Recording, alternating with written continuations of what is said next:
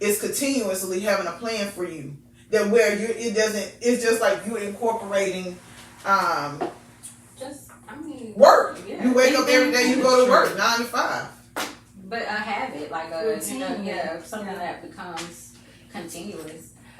I would say one of the biggest things, and not to say like people don't practice it, but then it's just one of the conversations that we've had recently. It's really like how you look at yourself in regard for yourself.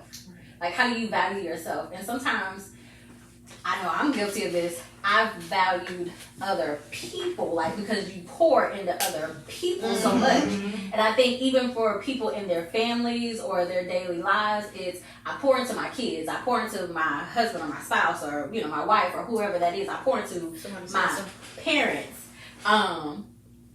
But I don't pour into myself enough. And I think that's like one of the biggest barriers that you find. It's really just that self-love piece, that how am I pouring into myself? Don't break it up. Don't break it up. No, Erica. No. Don't break it up. Oh. You want to make it I just was trying to read. I couldn't read. Somebody wrote a big old paragraph. Sorry guys. Bullet points. We can see it. So thank you. This needed discussion. Life happens to all of us. Self-awareness and self-care is so important. Thanks, Alicia, for telling me about this. You all are wonderful. Aww, thank you. That was so sweet. can we back it up a little? Yeah, back it up. But what Renee was saying, we forgot to add that out of all of that pouring, then you were paid to pour into other people. Right. So by the end of the day, like Alicia said, not Alicia, Erica said, like you're literally drained, like a sponge that you just keep squeezing. You just like, I don't have no more. I don't have any more. Like, what am I gonna do? Like, how am I gonna get up the next day and talk to this client and put on this face and get this check because I'm supposed to be pouring into people. And then I gotta go home and pour into people or my family or whoever it is, and it's like, or God forbid people know what you do as a career, right? And then that guy like, I got his cousin. Can you help her out? Yeah. And like I'm like, that's why now I'm besides Serenity Power. Because I've been giving away a lot of free.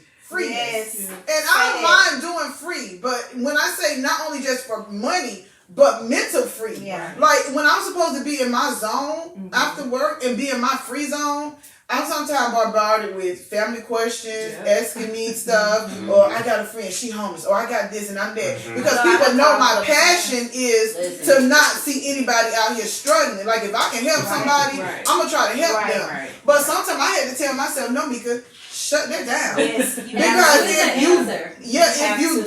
if you don't, you will find I found myself hating my career. I found myself hating my career. I didn't want to be a social worker no more. Right. But for people who they're not a social worker, they probably find themselves hating their life, and that's their barrier. Yeah. Yeah. What else do you do? Even with me, it was good that you said what was the issue. My issue was when the pandemic hit, it wasn't no more joy.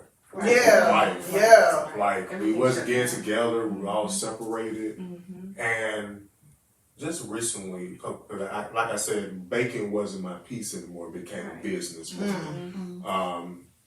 So I was losing joy, but I took the letters in joy and came up with this new business. It was called Just Overcome You, because I had to overcome me because my piece went back to helping everybody else, going to work, coming home, and that's when I was in trouble coming home. Right.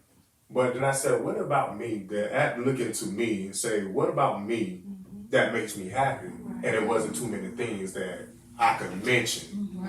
But if I was talking about someone else, if I was being around other people, I could name it. But I couldn't name nothing about me. You probably was lighting up when you talking about other people. But when I was coming to what I do, what I started, what I'm making, what is here for me. Like my family, all my sisters, there's 6 of us. Only my brother don't have children, but my sisters and brothers, my sisters have children, and my friends, they children having children. So it's like, I'm behind 8 ball. getting up there now. I'm like not in a serious relationship. Like things is now coming to a part where I need to look at things more seriously. And so just trying to push forward because like she said, depression, but I didn't want to call it that. And that was my issue. So my barrier was I didn't want to say I was depressed. I didn't want to say that I was lost as a man because there's social status that the bills won't come every day. Even you have to recognize that. I guess you have to break yourself down and find something that you can look at. And then I had to take this whole situation as what people do for evil, God will do for good. And I had to use that quote to bring me to a social status. Come on with it. So I had to bring that to bring back who I am and restart over because sometimes as a man we be afraid to start over and we have to start over and to the things that we learn and bring it and find out who you are now because who you was in the past is not who you are right now. And you know what I was going to ask you too or make a statement about. You know, for me, when I work with a lot of males. I work with females too. It's open. The job I do, I don't want to put it out there, but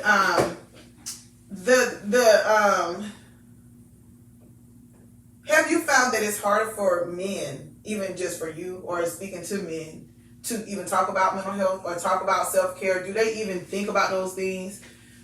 Because I guess women, I know we do, but would a man say, I need a self-care plan? No. No. It's harder. I remember when I was growing up, it was pretty much it was the famous quote about marriage is I had the wife have the home. Okay. But I never learned anything about a male. Right. I didn't have a male in my life, a father figure in my life. I had my uncle, then I had my friends' fathers. But when I lost my mother, you know, since I had lost that parent, I'm still at 17, so then it's like me by myself. So as a male, we internalize, which causing me to be not decisive or make quick decisions. At the risk, no. You need to have plan A, plan B, and you might, because ain't no backup plan right now, because ain't nobody there to help you because you here by yourself. Right. So as a male, sometimes like they say social status, or they say physical and mentally all together, your mind, spirit, and body. Those things take a backstage because we have to have this strong personality for everyone. And that means family, friends, that means girlfriend, anything. If you show a sign of weakness, it's not that they see it, you see it, and then that's when you spiral. And I can say I got caught in that a couple of times. It's just spiraling. And then I just had to say, you know what? If I stay focused on what others and not focus on myself and try to get to a point that I can get a grasper, because like I said, starting over is going back and really save yourself, because men right now, it's not there. But it's getting better with the younger generation because they have the social net, media, Facebook, Instagram, TikTok. People are able to express themselves more, and it's easier, and it's okay to do it. So I think in the younger generation, yes, but men like from my age and older, no, because the hardest person you can work with is someone is a male is in about 60. Ooh, child, what you say? Child, what you say? So what about? Because I want to get into some other topics before, because I want to make sure we can hit some other things. What about wellness? Because we talked about self-care. What about the wellness part? When I talk about wellness, I'm talking about mental health wellness, and how does that play a role in life coaching? Self-care, like what do you think how did that come in play? Because we talked a lot about self-care. I think self-care topic, we can have another segment about this, because we didn't even hit on some of the questions that I had you guys for you guys. But I think this is a big topic to talk about, because I also want to talk about planning self-care, because I know I have a journal and a planner out. You have a journal. Well, we have a journal and planner. You have a journal and planner. And we have, some other tools that people can use to help with that self-care. One thing me and Marina was talking about is actually, well, we brought it up, we generally talked about it, was doing a journaling class to teach people how to journal, because a lot of people do not know how to journal. And that's why I created the planner to go with the journal, because it's supposed to help flow into your journaling. So, but I think that'll be a good thing to actually still do. But wellness. What about, I know like you was talking about, you didn't want to call it depression. How you were saying your emotional eating, and yours was pretty much the same thing, almost like you had to realize you was in this depression. What point of that, to me, when I was in mine, it motivated me, but it also crippled me. You get what I'm saying? Because I feel like until I got to the point of really accepting, it's like going through that grief stage, like until I got to that point of really accepting it, and then I was taking the medication, I'm like, I ain't finna be taking the medicine forever now. We ain't finna do that. So, but I had to have some help, support. So when you're going through this mental health wellness, this depression, this anxiety, this fear, because to me, fear overtook me, because it's like I didn't know the unknown anymore. I couldn't wake up, I couldn't even look into the next hour and know what was going to be next. So I think for me, I had to accept my situation in order to get to and I don't want to get too much in mental health, because there's a whole other therapy stuff, and I ain't doing that. But I do think when you coming into life coaching, you have to get to the point of seeing a therapist first for all of that.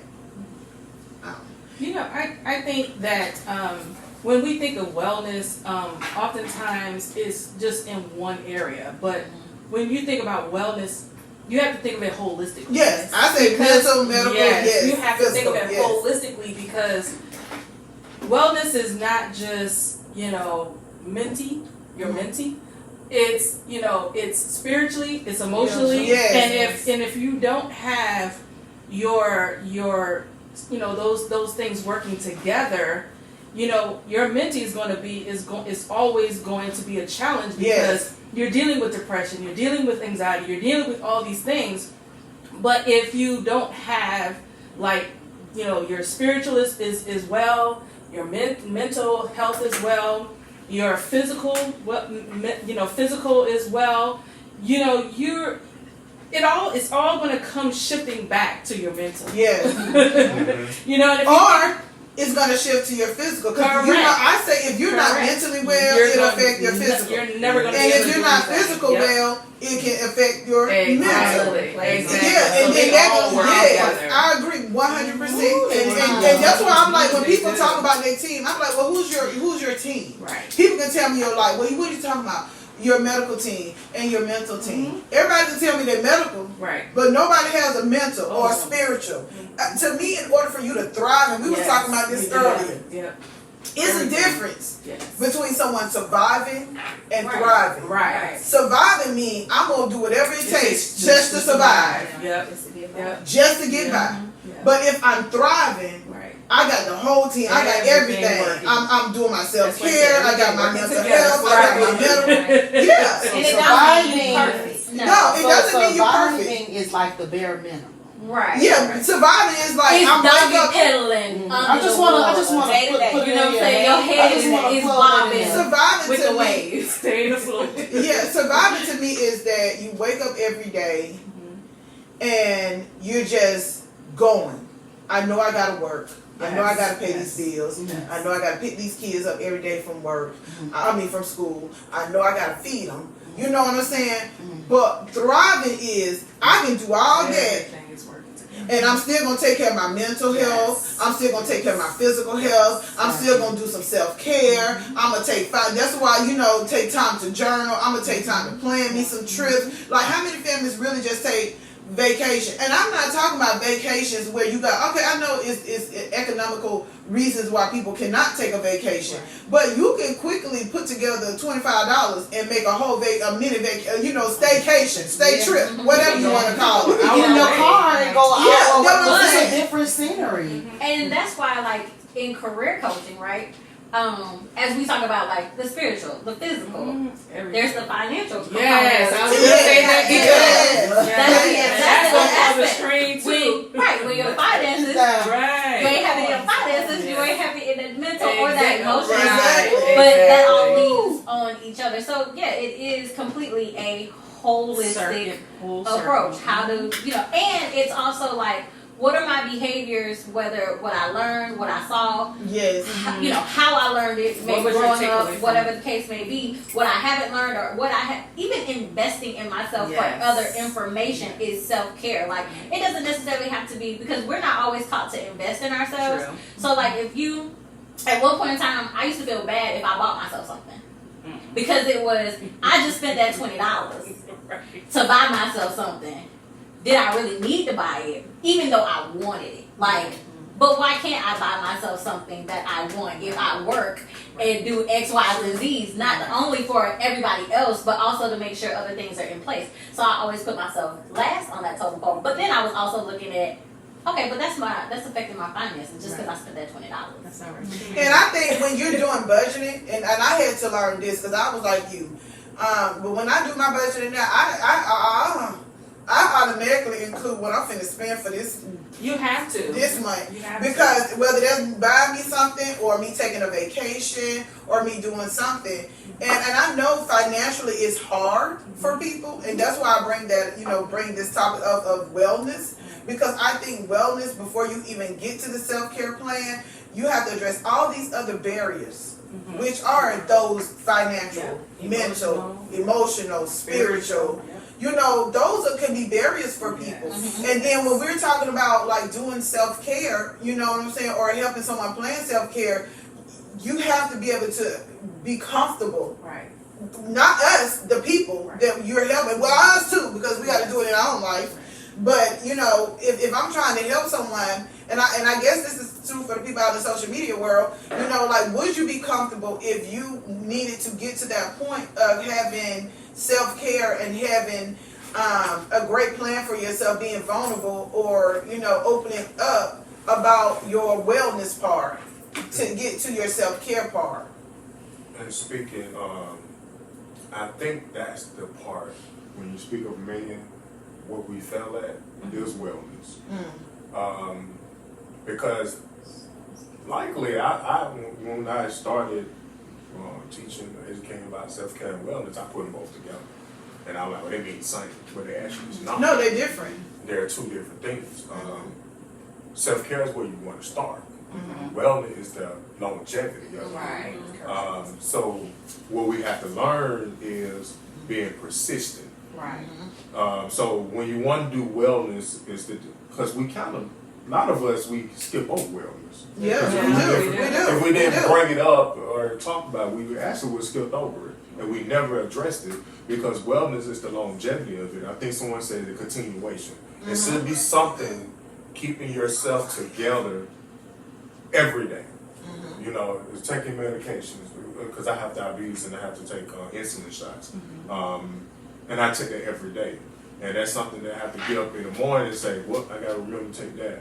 But it should be something that's not strenuous to you. Because when it comes to mentally, you want to look at it as steps daily. And we do it as coping skills. Right. And as working in the mental health field, I started taking these things that I was teaching the clients and apply it to my life. But that's how I started over. To building things, because I was like, well, it's for mental health. Then I was like, well, as they would say, the crazy people. They're not crazy. They're just like us. They just take time to do things and being persistent. So how you want to start wellness is being persistent and taking those steps and making yourself do it. Because that's the hardest thing, is staying at it. Because we stop things and then we don't go back to it. Right. So that's why I want to wellness, and with that, I started taking words and breaking it down, and I would come up with words. Like if you ask Aunt Renee, I would challenge anything that we've been learned, been taught, Right. and I would break it down, and I'd be there because I'm Gemini, so I got that two sides, and I would I have that two sides, and I definitely be that devil advocate. Because I said, what is wellness? Well, in the word, wellness is less. So are you less than to be well? Oh, you better say. But then I said, well, then I break it down then because I'm less, but with God I'm more. All right.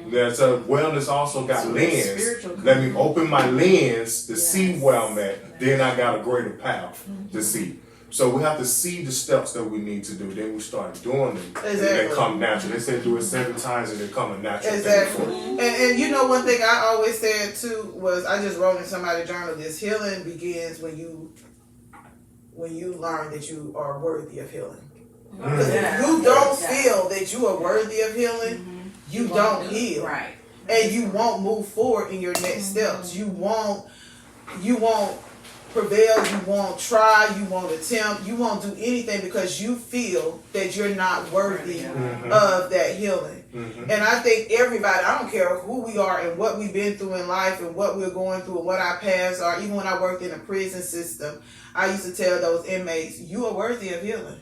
And nobody can hold you bound in bondage, not here on earth. So, that, and it's also like the vulnerability piece, because I think that's the whole thing that it looks like for me. Like, sometimes it's easy to be vulnerable, and whatever that looks like, right, with someone else, even if it's not to the extreme. But just like you said, if I'm not feeling worthy, I'm not even vulnerable with my own self. yeah, exactly. So then I'm not fully being vulnerable with anyone else to communicate what it is that I need. For me, it just goes back to how do I see myself? How do I see myself? Let me ask y'all a question since you bringing that up. It's another question. And Marina, we're going to let you answer this. You and Erica, chime in on this one. Support. If she's saying she's not vulnerable or to herself, and then say when she finally gets to that point where she feels that she can be vulnerable, right? Or if I'm going through a hard time in my life, and I just, I'm trying to get through it, but I can't articulate everything I feel and go through, but I just need that support. How important do you think it is to be a support, and what does support looks like for somebody who is going through something? You get what I'm saying? Like, what is that support? If you're going through something, what is your support? What do you need to feel supported? I can answer that. You're doing something without having me have to ask. That's my thing. Just popping up, your presence. You don't have to do anything but just come. Your presence is just everything to me. That means you're there. You're more than just a phone call. You're here. I see you. I mean, your presence.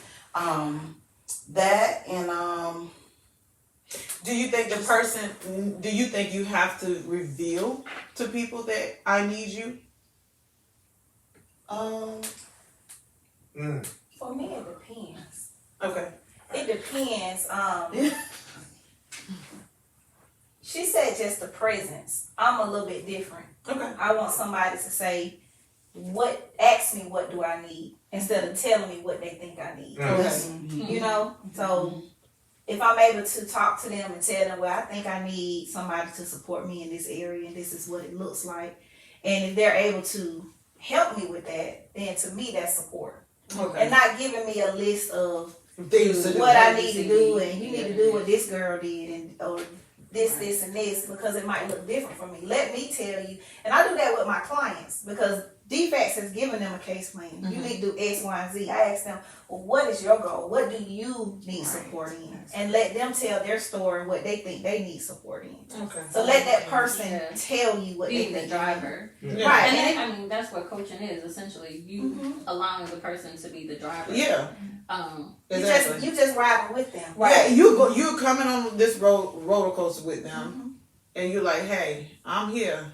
Yeah. This is your ride. Mhm. So you tell me which turns we gonna make. Mhm. But And I'm gonna be that inspirational, motivational right, person and just that to like keep tag you, along. grounded, and I wanted to touch on something Marina said too. What did she say, girl?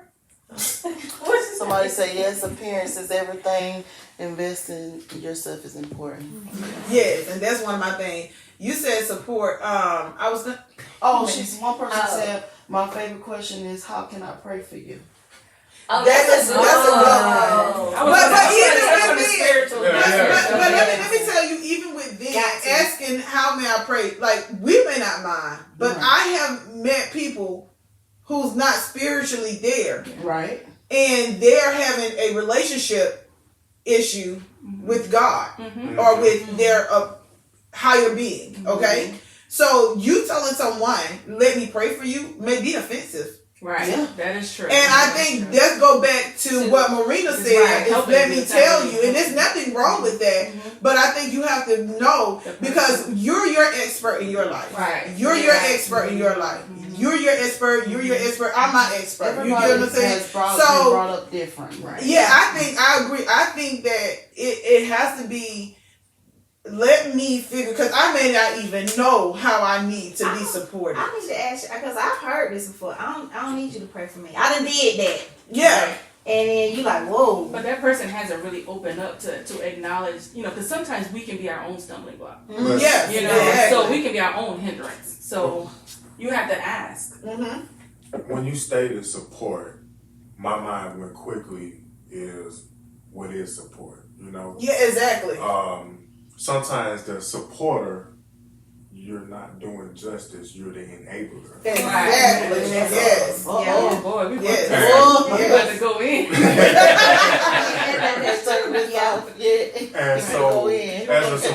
And so, so to support is, the first thing you have to do is to listen. It's 80% of your job. Yes, exactly. Listening and also being at the time you're, what's that word? Serving. Yeah. That's what we're called to do. Yes. To serve one another. So you're not leading the conversation. You're not telling. You're not really even giving advice. No, You're just actually listening, and you're taking whatever issues they have. Because I tell my clients, I'm your assistant. Right. I want to hear what you want to do in life. I want to hear the steps you want to go on, and then I can give you the resources, and you can take those resources and go to it. I'm a spiritual person, so I would bring up spiritual God, Jesus, and what I just don't give it a name. I just give you quotes. Exactly. Because even though it came from the Bible, we just talking. I'm not telling you because I don't want you to come in. I don't want you to think, I don't say let me pray for you because you might look at it as me being insulting to you. Right. Because you might say, well, I'm the devil, so you need to pray for me now. So you take Right. you never know what people thinking. You praying for them, they think you praying on their downfall or just putting more negativity. Or they think in it's their, pity. Yes, in their lives. So yes. And in mental health, you have to be very careful with it because hallucinations. Yes. They We ain't think gonna get about too much. that. We ain't gonna lose our clinical side up in here today. Burn it up. Burn it up. We can get our clinical up But in no, here. it is real. It is real. But even with You just gotta be not careful. finished, No. I'm wrapping up this. So you have to just be careful because you never know Yeah. what that person's hallucination was Right. at the time. That's true. So you just want, like you said, just be a supportive. A supportive is a person that listens, and a lot of times this is our weakest part is listening. Yeah. You still want to give your advice and what you've been through, but it's not everybody's situation. Right. So if you listen, you can definitely give pointers, and so you can point them because we got to point in the right direction. We even got a game that we play. Is when you can't really interact with a person, you point at something and tell them to name it. And then you tell them, give me an inspiration about why it's there. So it's point them to something, not give them advice. Renee, I want you to tell a story. Well, I don't want you to tell a story. But remember you said you had a situation with a client that you felt like was not ready for your service, but they was trying to force. Because that might be a No. love.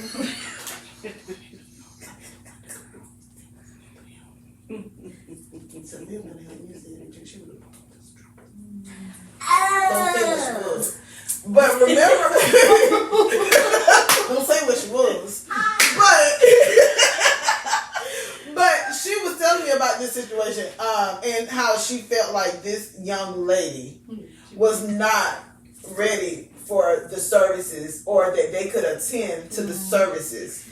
Do you think, and you can answer this question in a minute, do you think if someone is not, that you meeting with someone, you working with someone, how can you support someone who you feel is not mentally or emotionally ready for what you have to help them with or give them? And How do you do Ooh. yeah. that? You set boundaries with them. Well, I mean, I can't say exactly why they're not ready, but I would say sometimes you have to set boundaries because they may, if I say, well, how can I support you? They may come up with something. I need to pay my rent. I need to do this. Right. And then that's when I have to set the boundaries. And then, like you said, point them in the right direction. Exactly. Such and such can help you. So let me give you this phone number. Or let me give you this website. Like, just set boundaries even in that, because sometimes you want to support somebody and they want to lean on you. And then we back to square one and we drink to death. Yeah, that's right. That's pretty much the situation, right? Going back to enabling, but also going back to like the whole act of listening, right? If I'm listening to, say, Erica, right? Because you say you like for somebody to be in your presence. If I'm listening to you, I'm listening to what you're saying, what you're not saying. So that means I can't add to or take away. Like I literally have to hone in and focus on who you are at that point in time, and then support you from where you're at, what you're saying you need. But I have to listen to that first. And just like with that particular client, like you said, you set boundaries, but also sometimes you got to know your limits. Yes. And my limit was she had a lot going on in her life, Right. and I couldn't be the one to aid her in that moment. So if you choose, here are some resources if you choose, but when you get to the point where you are ready, What is that? then you can come in. Okay. One person put, I thought we were talking about people that we know or somewhat close to. I do know there are some safety nets we have to put in place when you are unsure of someone's faith. I'm talking about the prayer. Okay, well, can I answer? Yeah, go ahead. I think if you know your audience, depending on that's if you know your different. Yeah, that's audience, if different. it's a sister friend or a cousin and you know their faith, absolutely. Yeah, How can that's I pray for different. you? Yeah. My best friend would just say, "Give me one word that you want me to pray. Just give me one word." Yeah. And I may say, faithful, financial, and she'll just go from there. So know your audience, know the person. But if you are in a professional setting, Yes. definitely. I guess that's what we Thin want. line. Yeah. But just know that. But even for some of your friends, because I'm gonna tell you right now, and I'm gonna get down to it. When I was going through my situation, I got into a spiritual warfare with God. And so if you would have called me at that time and told me, let me pray for you, and not know what I was going through, I probably would have hung up the phone on you. Because me and God went in a good place. I love God. I mean, I'm dead God. You know? But I wasn't in a good place at that time. And I guess it's different. Like if you know the person and you know they're in that good space, and or the setting that you in, or that person asks you to pray. Of course, I don't see nothing wrong with that statement about praying for them. But like for me, I was in a horrible place. I lost my faith.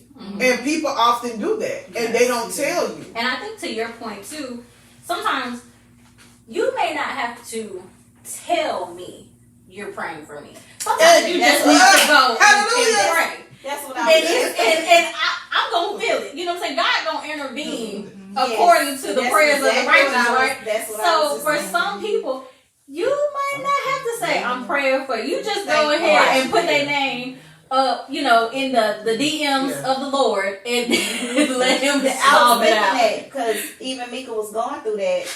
If she has people in her corner, the Holy Spirit ought to work that out.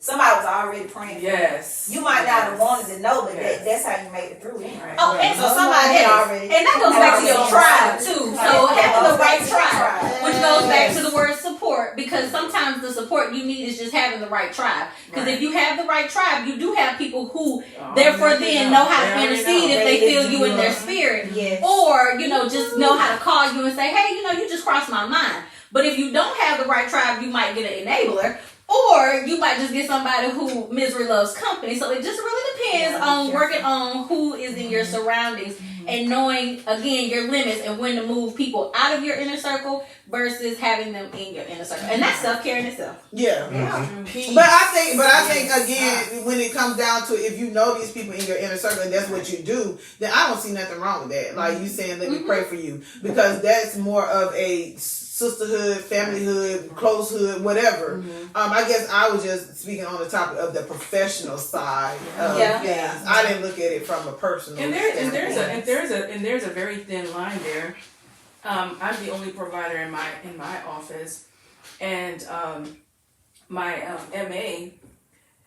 I mean, the two of us, we pick up on things like on what's going on with our patients, and we have had to step out and say, okay, we got to feel at that patient first to see where they are spiritually. And like last week, we had a patient, and my MA was like, look, I got to pray for you.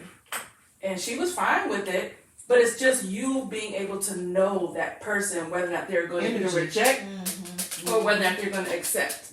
And she was one of those ones that just accepted it. So we circled in a circle, and we was like praying. I was like, Lord, this is my professional side, but at the same time, you have to be able to have a good discernment to know whether or not you can do it or not. Right.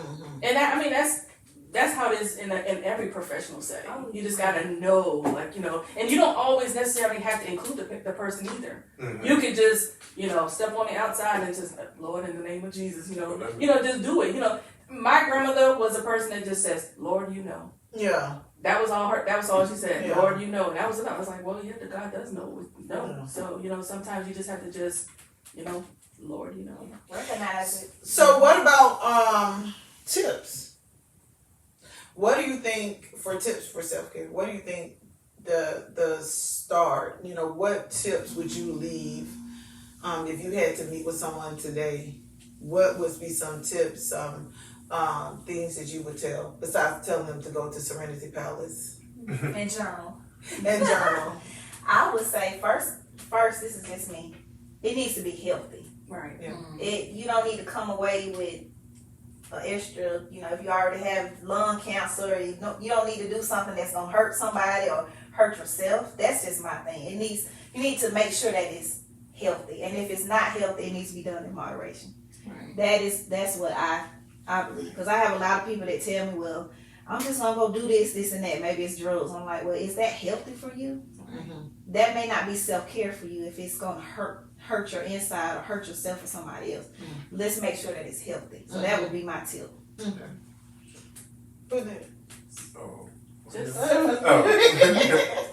Come on, tell us. What's your tip?